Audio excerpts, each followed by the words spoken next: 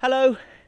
So a year ago this week I sold my house, bought a narrowboat, and I've been living on the canals and rivers of the British waterways ever since. In this episode I will detail the goods and the bads, the things I would have done differently, the highs, the lows, a load of costings, and what on earth have I got planned for the year ahead.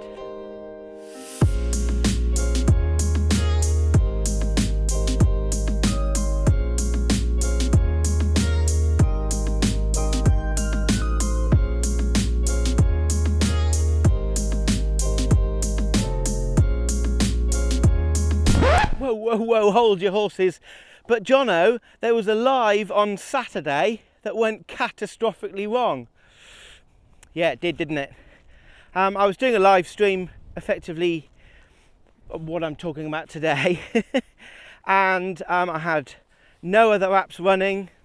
I had full battery, I had brilliant mobile phone reception because I was in a field right next to a transmitter, and 18 minutes in, the YouTube app decided to go ping and just crashed on me. I desperately tried to log back into that live and rejoin it because I could see hundreds of people from all over the world were currently watching, and the app said, sorry, you can't, you're already live. Well, no, I wasn't. So I had no way of telling anyone, so I'm really sorry about that. But hopefully this episode will go towards sort of answering some of those questions.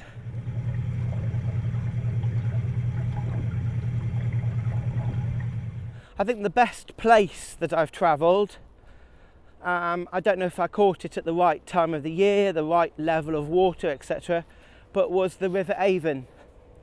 Stunningly beautiful, very, very calm, very peaceful, and I really, really enjoyed that week that I travelled down the River Avon.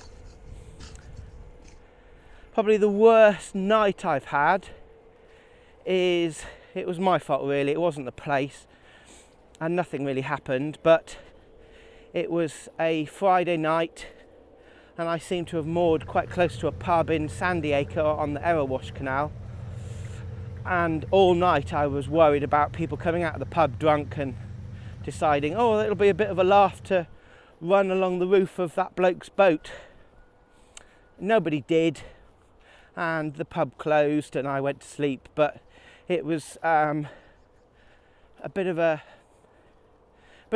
rough night, shall we say, because I kept looking out, kept thinking, oh gosh, what's going on? I tend to like very, very rural, remote places to moor up and stay. The more the remote, the better. And I often joke with my friends, say, oh, this is brilliant. I look out the window, it's pitch black, and I can't see a single light in any direction. That's the sort of location I like. I've not had any trouble from any people. I don't know if it's because I don't moor up in sort of dodgy areas, but there's been no issues from either boaters or people walking along the towpath. There was once I was sat on the bow eating my lunch low down, and some people were walking along the towpath from the stern, and one of the guys jumped up on the stern to have a photo taken, but all it took for me to do was stand up and go, oi! And he soon apologised and got off. He just didn't realise I was there. That's about it. Boaters themselves, because you're a boater, instantly you have the same things in common. Yes, there's different types of boats. There's boats that are highly polished and highly painted and very rarely come out of marinas. Or you have boats that you're amazed that they're actually still floating. But I've had no problems whatsoever with boaters from either type of boat.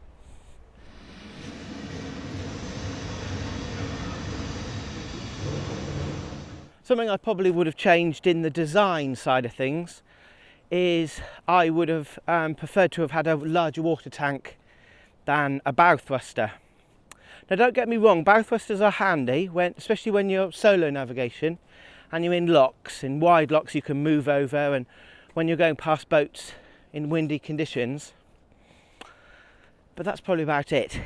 For the occasions that happens, I would have much preferred a larger water tank, which I use a number of times every day. It is what it is. I bought the boat with the bow thruster already fitted, so I had to get around that water problem, and I did that relatively quickly with a much larger water tank, a secondary one, underneath my bed. Another thing I would have probably changed in the design stage is the stern. It's a very open stern at the moment, and I would have probably have liked sides to come up almost like a semi-traditional. When it's very cold or very windy, it's very, very cold on the legs because the wind doesn't have any brake, and whenever you put things on top of the lockers, I'm always worried about Molly's tail knocking them off.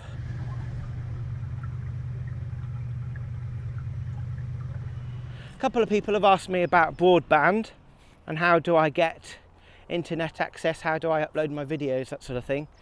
I use the network provider EE.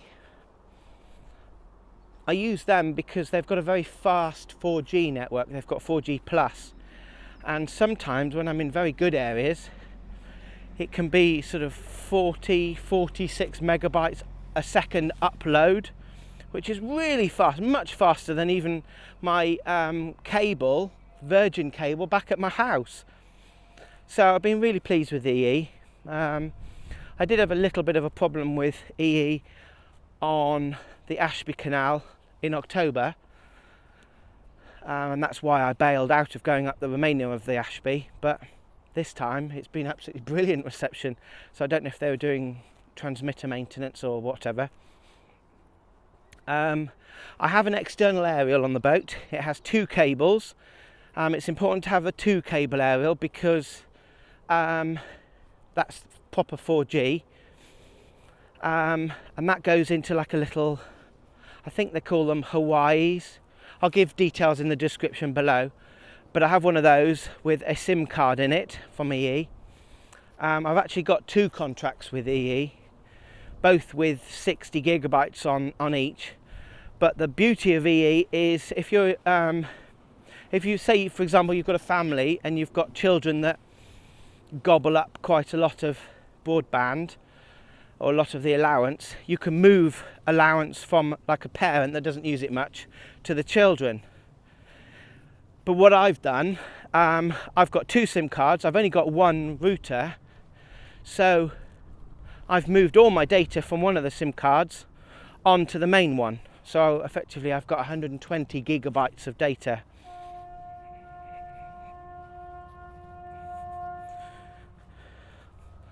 That was a train. Do I get through that much? No. But I watch quite a lot of Netflix, Amazon Prime videos, obviously other YouTubers. So I do get through quite a lot of data, but I certainly don't use 120. But I do use more than 60. So that's why I've got 2.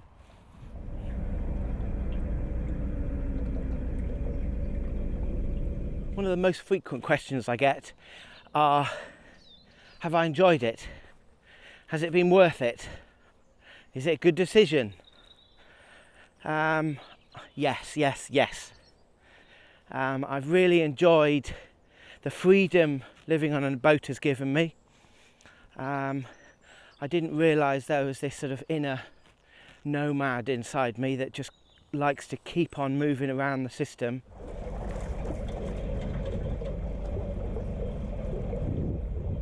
You're a lot more conscious of the energy you use, a lot more.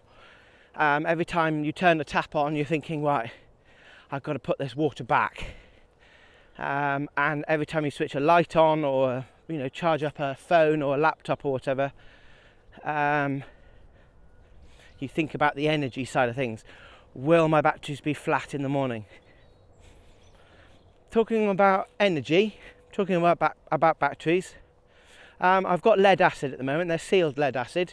I've had them a year, and to be brutally honest, I absolutely hate them with a passion. You can get all sorts of different types of batteries, AGM, much 6 volt, all sorts, but they all act in very similar way. There's 3 stages of charging, and the latter is extremely slow and takes hours and hours and hours if you're going to give the batteries a really good charge. So that's one of my biggest changes this coming year. Tomorrow I am taking delivery of a set of lithium batteries. Quite an expensive purchase, but it will totally change my energy usage, and I'm really looking forward to it. There'll be loads and loads of videos about that. Lots of technical videos on all my electric install. I'm aware I haven't done anything on my electrics, so all of that will be in it, including solar, including inverters, alternators, everything. So hopefully I'll give you a rundown of what electrics I'm using, why I'm using it, and how I'm using it, right to the extent of what I'm connecting to what, and circuit diagrams and things.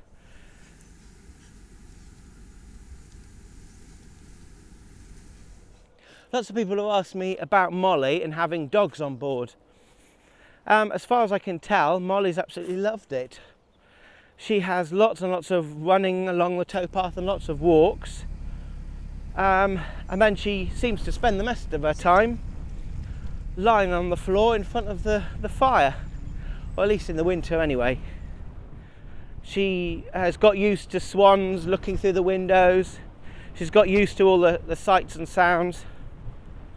And yeah, I've had no issues with her. There's certainly not been any troubles of her eating anything or biting the wood, work inside the boat or anything like that. She's always with me. I'm always on the boat, so as far as I can tell, she enjoys it.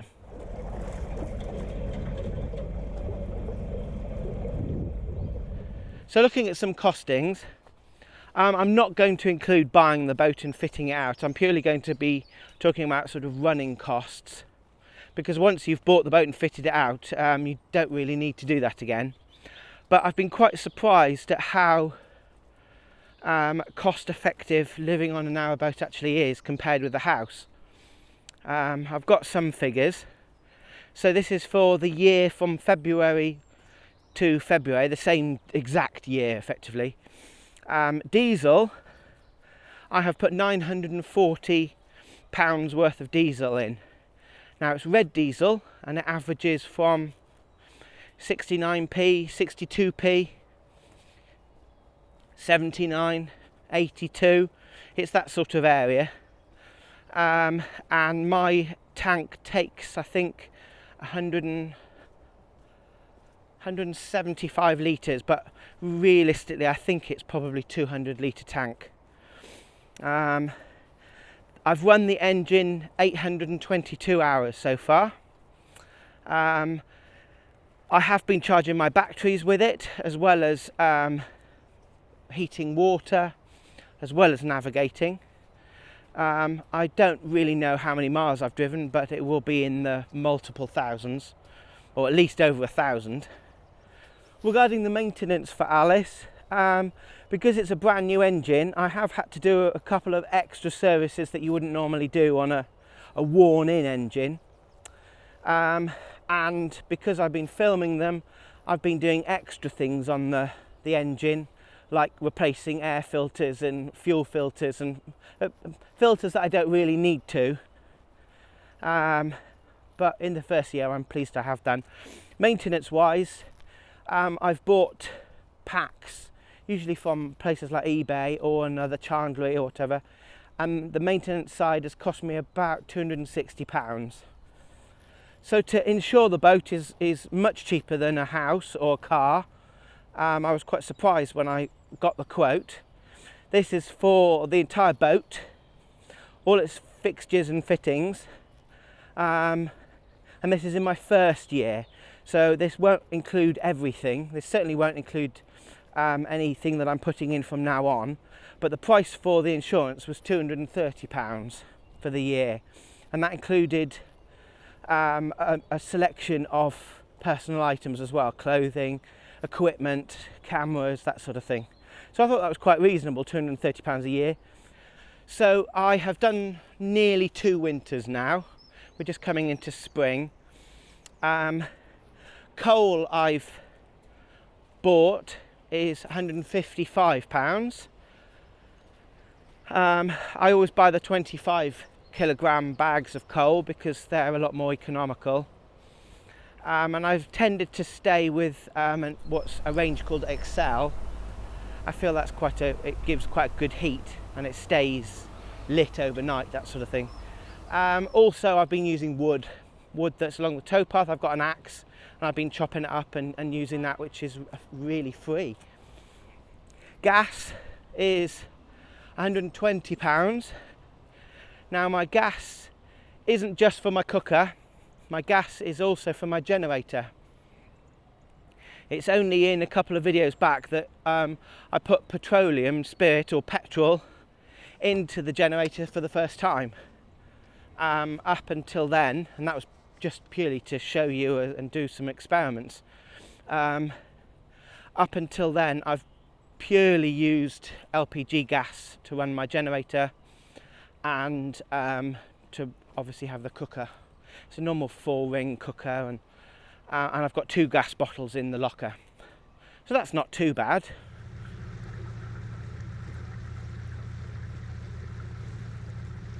Some people have asked me, do I get lonely on the boat? Well, mainly the people that have asked me are people that don't have dogs. Having Molly sort of eradicates any being lonely. But I'm not some sort of hermit that lives on a boat and shelters himself away. I do have a car, so therefore I can go and see friends. I meet up for Sunday lunch or breakfasts, or I go out to the cinema or go out for a curry and all sorts of things. So I do get out and about. Just because I live on a boat doesn't mean that I've turned into some recluse. So don't worry about that.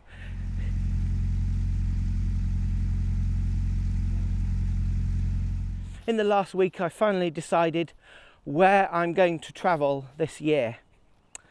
Now the first canal I'm going to do is quite a long canal, it'll take me quite a while, and that is the Shropshire Union Canal. I'm currently on the Coventry Canal, so I'm not too far away from it, and because there's no stoppages for winter maintenance between where I am at the moment and the Shropshire Union, and there's none on the Shropshire Union now, from the end of this week I'm going to start navigating towards the Shropshire Union, and then I'm going to do it its entire length right to the very, very end, right up to the sea. Then I am going to turn around and I'm going to come back, and before I get too far down I'm then going to turn right and go down the Llangollen Canal, which is in North Wales. Very pretty canal, got some very nice historic features, shall we say. So there's 2 canals that will be really pretty and very, very scenic to film. I'm aware that not everyone wants to watch videos about batteries and electricity and energy, so hopefully I'll be mixing and matching it to please as many people as possible.